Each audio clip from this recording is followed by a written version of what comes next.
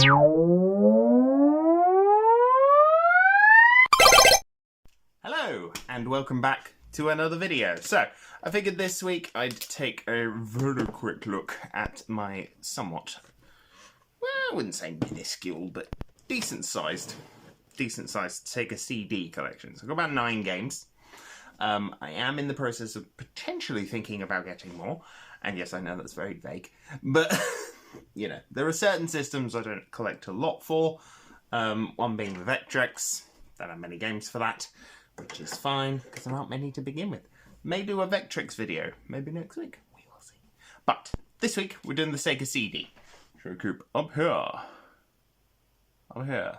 That is the Sega CD Mark II, goes with the Mega Drive 2, which is nice, as you'd hope. Don't have the Tower of Power, but to be perfectly honest with you, I'd rather have a pop cap. I'd rather have a pop lid on pretty much any system that old, rather than one that requires a motorised tray, because it's going to break down. I'm going to be honest with you, I've played that thing twice, about 10 years ago, and played it since. So, in comparison, I've actually been playing a lot of them on here. I've been playing a lot of Sega CD games on the Polymega.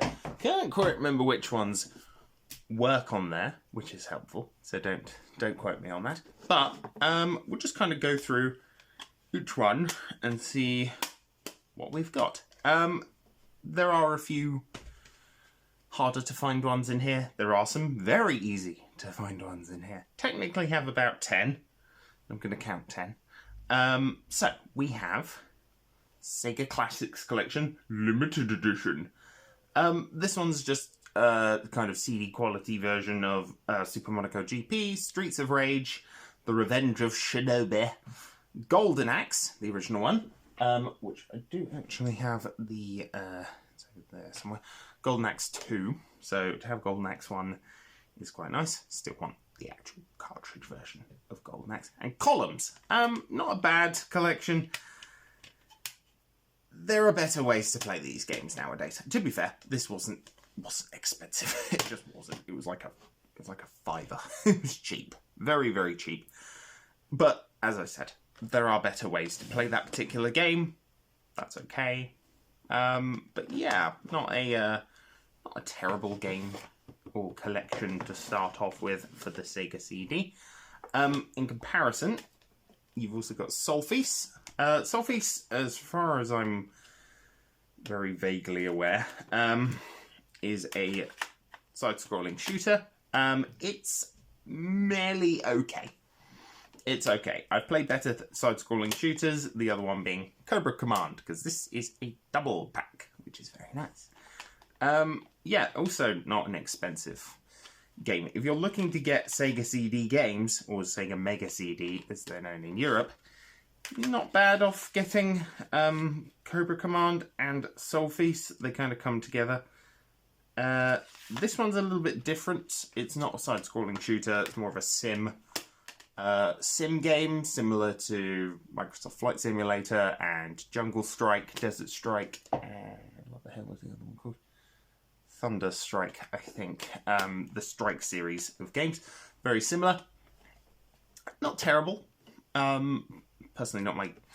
These aren't my kind of go-to games. 16-bit isn't really my preference when it comes to this kind of game.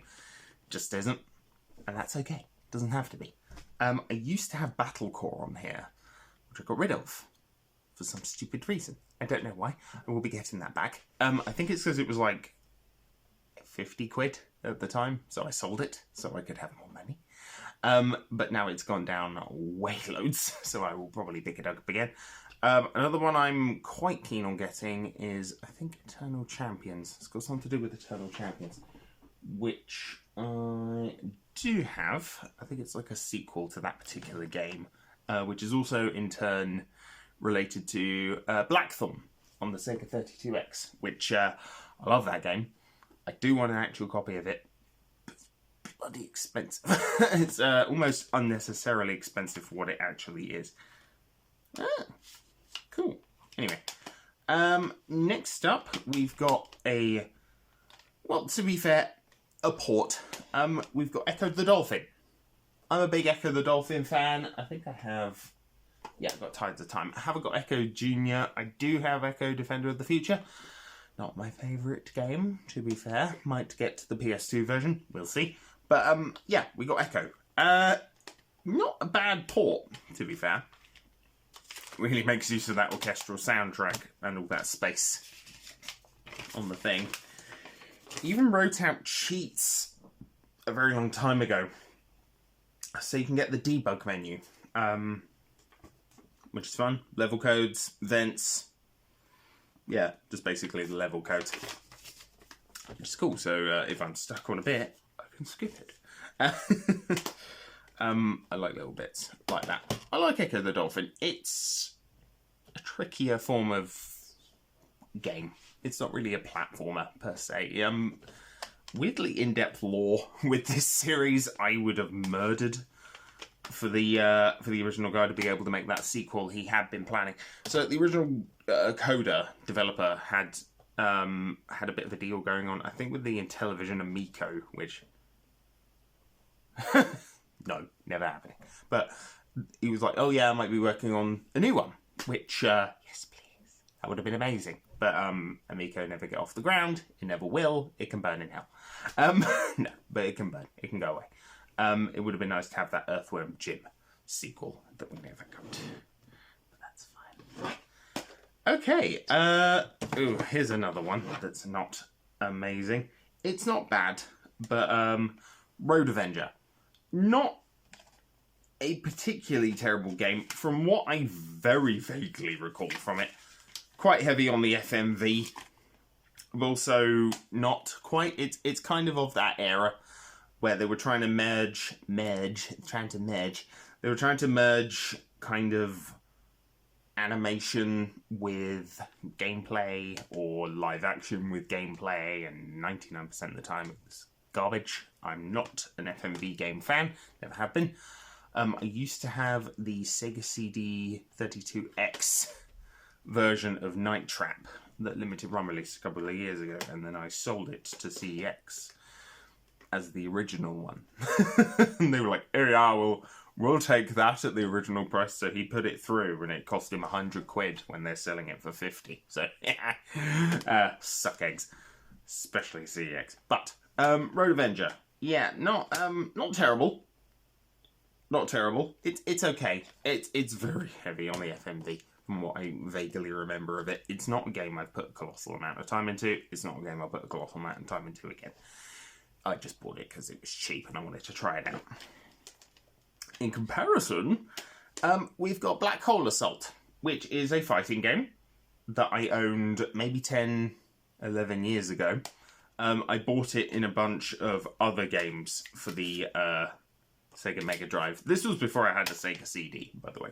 I just had it. And then I was sort of press-ganged into, sort of strong-armed into selling all of a load of the games I had at the time, which I wish I hadn't, because I've had to buy them all back. But, yeah, it was like, "Oh, you need money for university?" And I'm like, no. No, I need a video game. But no, I sold them anyway. I had that money, and then, yeah, still bought video games, because of course I did. But Black Hole Assault, not bad. Not a bad fighting game, not great. Not great, but I'm terrible at fighting games, so it's actually very difficult for me to tell the difference. Yeah, it's very difficult for me to tell the difference. Okay, we'll get to the final three mega ones, the reasons I own a 32X in the first place. But we'll kind of kick off again with Star Wars Rebel Assault. Now, I'm kind of on a mission to get every Star Wars game. Yeah, that's going to take a long time. I mean, I've got there with the with the original Xbox. I'm not there with the 360 yet. I think I've got most of them, apart from Battle for Naboo on the N64. Basically none on the Switch.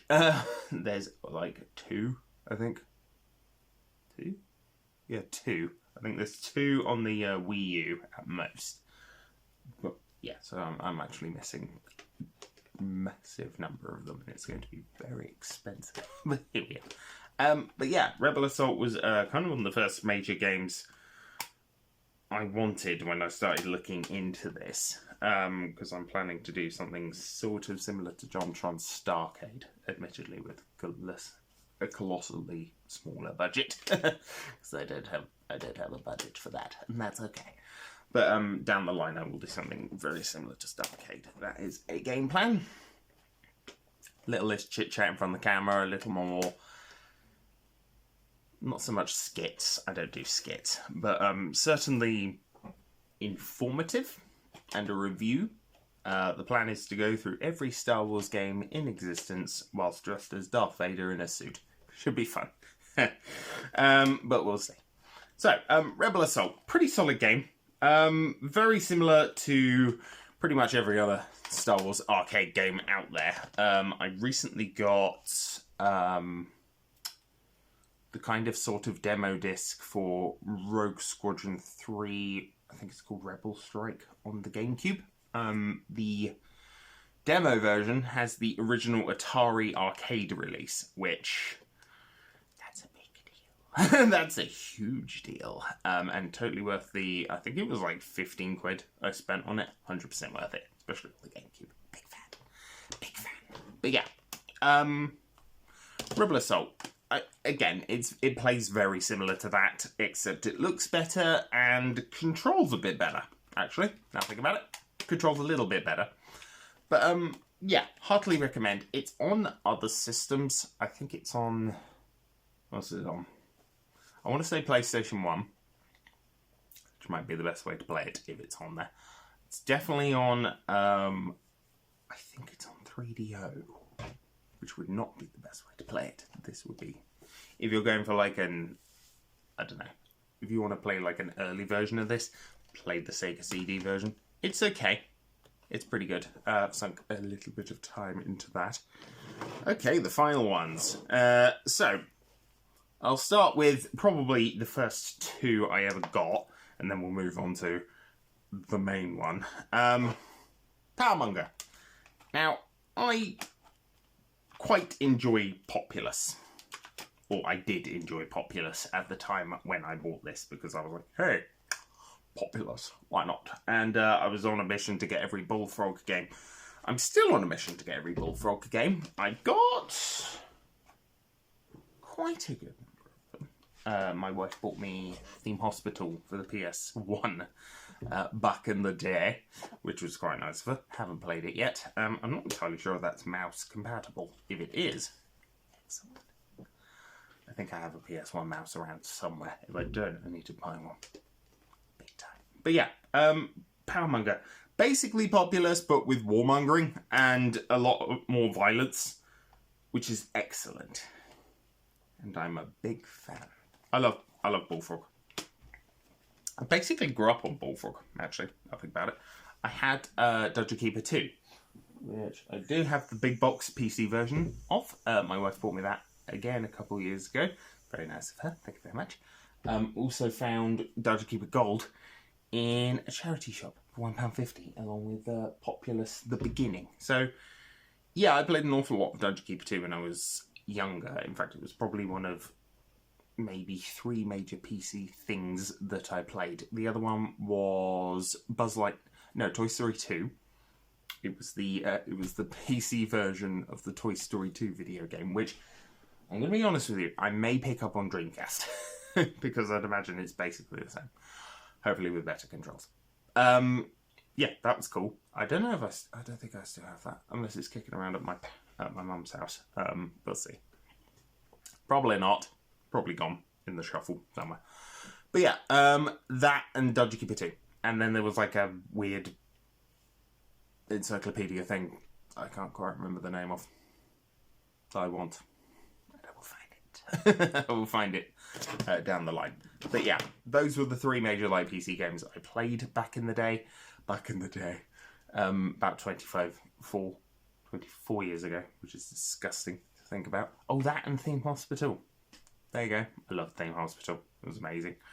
But yeah, that kind of got me looking at other Bullfrog games, and Powermonger was pretty tippy top of that list. I know that there is a just blanket cartridge version, but if it's a CD, it's going to run better. Probably with longer load times. But music and voice acting, so yay. That was certainly the main draw, to be fair. That, and it's a nice yellow case instead of the red that the other ones have, which I just thought was quite funny. Okay, yeah, alright. The one Sonic game. Sonic CD. This game is stupidly expensive nowadays. Buying this version, fucking hideous. Absolutely hideous to buy an original version of Sonic CD. I mean, it's like 70, 80 quid for a game that you could get for like £2 off of Steam, which I get, or you could burn it, because the Sega CD has no data protection. We'll probably do that for Snatcher down the line. I do want Snatcher, and it's not expensive. It is not expensive if you know what you're doing. But I will get that. I have got plans to get a lot of Sega CD games just kind of repro, because they're too expensive to collect for. I mean, don't get me wrong, Sega CD, Sonic CD is a fantastic game. Like 70 levels, just, you know, orchestral music, just genuinely Sonic's best outing at that particular moment in time. I know that Sonic 3 followed it, but yeah, we went like Sonic 1, Sonic 2, Sonic CD, and Sonic CD was excellent. Very good. And it introduces my boy Metal Sonic at the same time. So, not complaining there. Very, very fun. The final game. The final game. And the one that I'm going to be perfectly honest with you, I can't peg. Can't peg it. It's a weird one. Dune. Not Dune 2. I've got Dune 2. Battle for Arrakis. Very good game. Early strategy. This one went, what if we combined mining, an RPG, a point and click, and a strategy game all into one, and make this weird hybrid game. And it's amazing. It is genuinely unquantifiable. It's one of those games that's so astronomically experimental, it's borderline impossible to qualify what it is, along with, obviously, Legend. We'll probably be doing an updated video on that down the line, but not right now. Yeah, Dune. Heartily recommend Dune. I have other games, strategy-wise, on here that I am planning on getting. For the life of me, I cannot remember any of them, which is really helpful. Battlecore is on there, and I know that's just a mech simulator. You don't have to shout at me. But, yeah. Dune. Okay, so I got this game for about £24, maybe 10 years ago, which is, you know, a reasonable price for video games that are used, not fucking hundreds like they are nowadays. That's why I don't buy so many. I say that, I still buy loads of them, but I don't buy so many retro anymore. It's just too expensive. That being said, I bought 2 today. So, yeah, fine. I did buy 2 the other day, which is fine, but doesn't matter. And I bought a lot of Saturn stuff this year. Okay, it's fine. I'll give you. Lot, still buying it. But, about 25 quid. Totally worth it. First game I owned. Still my favourite. Still my favourite on Sega CD. So yeah. Do I recommend the Sega CD nowadays? No. No, I don't. I think its library is too small. The bulk of it is on other systems, and quite frankly, it's too expensive. It's too expensive, and the only real way you will be playing it on like a modern television, if you're going with classic software, is to play the Polymega, which is like 600 quid and notorious at the moment, but that's okay. We'll probably be looking into the Polymega a bit more at some point over the next couple of weeks. I will be doing a follow-up video to my one from January. But we'll see. I didn't do it this week, if strictly because it's been very busy. So, that is me. We're all done. Be sure to hit that like, bell, and subscribe button. That would be great. Helps me out, apparently. Maybe doing a revamp of the channel down the road. I've got some other ideas that I want to try out. And we may be seeing a bit of a restart, a bit of a reboot. We'll see. But yeah, anyways, guys, that is me signing off for another week.